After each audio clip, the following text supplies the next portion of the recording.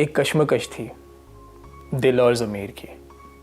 دل نے کہا کہ آرام کرو، وہاں جا کر کیا حاصل ہوگا، مگر ضمیر نے کہا کہ نہیں، عہد کر لیا ہے تو وہاں ضرور جانا چاہیے، کیونکہ مجھے لگتا ہے کہ کچھ سیکھنے کو ملے گا. آپ نے اس بچے کی بات سنی؟ یہی عمل روزانہ ہوتا ہے، ہر وقت سب کے ساتھ. آج میں بہت پریشان تھا کہ کس موضوع پہ بات کروں، لیکن اس بچے نے آ کے میری مشکل آسان کر دی. آج کا موضوع ہے کشمکش، دل اور ضمیر کی کشمکش. دل اللہ نے بنایا ہے نرم اور پھسلنے والا، جو ہر پرکشش چیز کو دیکھ کر للچا جاتا ہے. اور ضمیر کیا ہے؟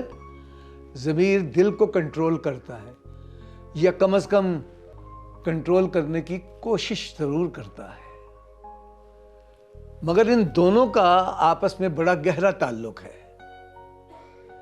یہ دونوں ایک دوسرے کے بغیر نامکمل ہیں، یا یوں کہہ لیجئے کہ ضمیر انسانی احساسات کا مرکب ہے.